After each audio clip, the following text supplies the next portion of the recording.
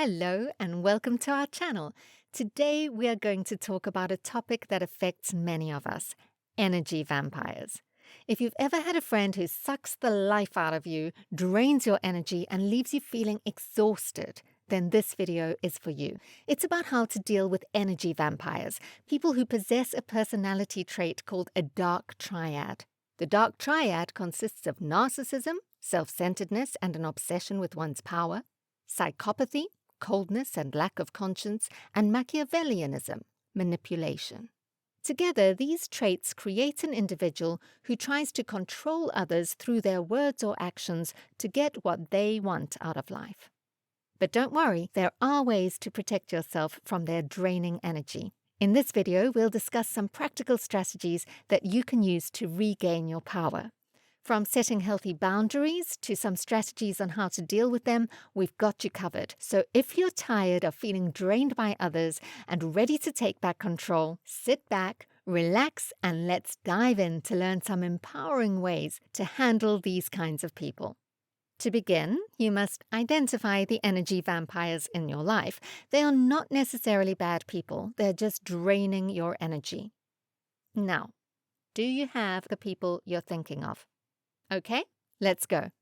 Boundaries are important because they can help you define the rules for how your time and energy should be used, who gets access to them, and when it's okay for someone else to encroach on them. When you establish boundaries with others, whether it's your boss or a friend from high school, you're setting limits on what you consider acceptable behavior toward yourself. Setting boundaries with a dine and drainer can take some practice. In the beginning, it may feel awkward or uncomfortable telling someone that their behavior is unwanted. However, once you get into the habit of doing so more often, it'll become second nature. Ultimately, though, do not apologize when setting a boundary, because then they'll know it's been set. When setting clear boundaries with dine and drains, one way to protect your energy is to set a time limit for interactions with individuals who may be draining. Consider how much energy you have available and determine a limit, whether it be 5, 10, 15, or 20 minutes, beyond which you will disengage and take care of yourself. This can help ensure you don't find yourself spending hours in draining conversations or interactions. Here is a great tip for you. Maintaining prolonged eye contact with others can be a major drain on your energy.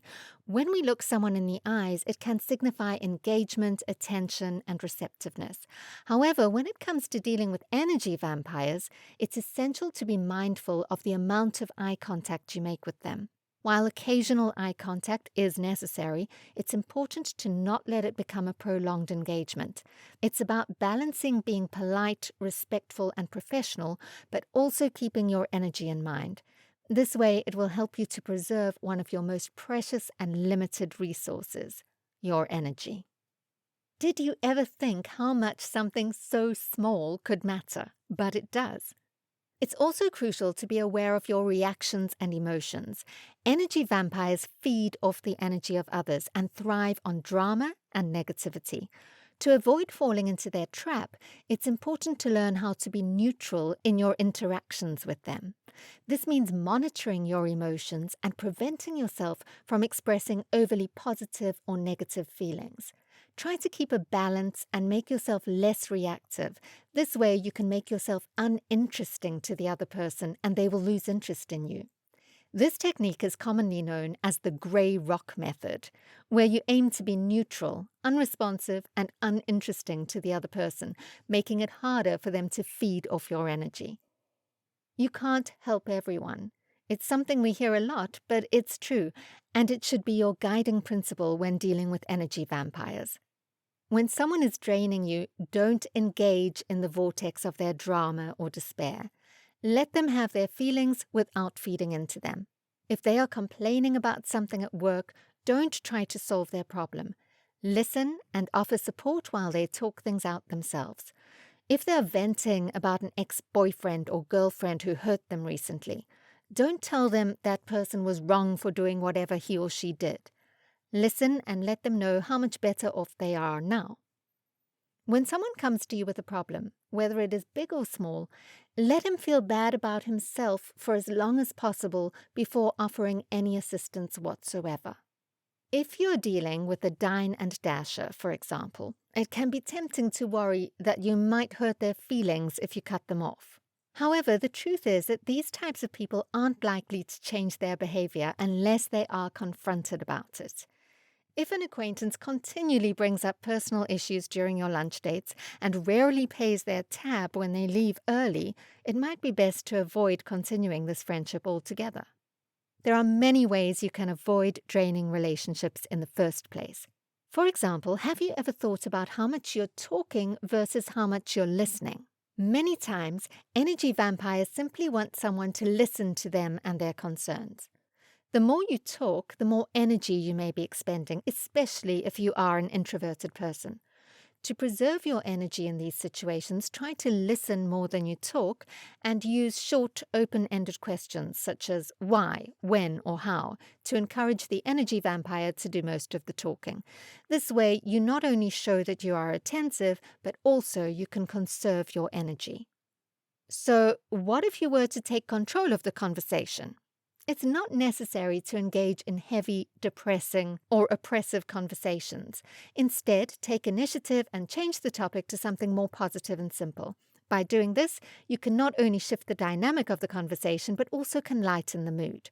But I have a tip even if you have already fallen into their trap. A popular method of protecting yourself is through visualization.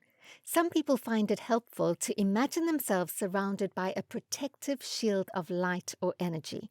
This visualization can help deflect any negative or draining energy and help maintain a balanced and neutral state of mind. It's worth trying this method yourself to see how it affects your overall mental and emotional well-being. When a person drains your energy, it's easy to get dragged into their vortex. This is when you feel yourself getting pulled down by their negative worldview and you feel like you're going to drown. But don't worry, you can climb out of the hole by ensuring that you are in a positive state of mind. For example, if they call and ask for help with something and they're being demanding or making other demands on your time, it can be difficult not to get sucked into their negative state of mind because we all want to help our friends. However, this will only make matters worse as they take advantage of our good nature. To avoid getting dragged into the cycle, before seeing them, make sure that you are calm and feel confident about what boundaries need to be set for the meeting or interaction. Being assertive helps keep interactions more focused on what matters most to both parties involved, rather than allowing things like emotions to take over, which may result in worsening situations rather than improving them. You don't have to put up with energy vampires, but you need to be clear about what you will and will not tolerate from them.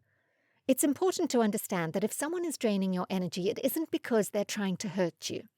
They may be unaware of their behavior or not aware that it affects you so negatively. It's a matter of communication and setting boundaries, which we'll discuss later. If the person does know how their actions negatively affect others, then chances are that it isn't a relationship worth keeping around for long, and it certainly isn't one worth tolerating for too long either. It's also possible that the drainers have good intentions but simply do not know how to communicate them effectively. In such cases, it can be helpful to ask questions about what behaviors make others feel drained or unappreciated by this person.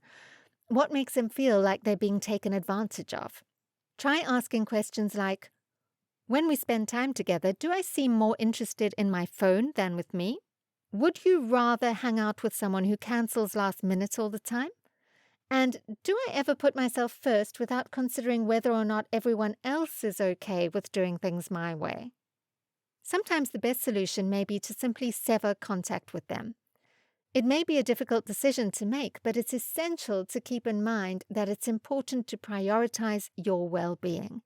If you find that the person continues to cause you distress and drain your energy, it may be necessary to cut ties with them and move on. It's a decision that should be made carefully and thoughtfully. But in the end, it may be the best choice for your overall health and happiness. Well, is there someone you're going to cut off contact with? By knowing what energy vampires are, how they work, and why you are so affected by them, you can better protect yourself from their draining influence.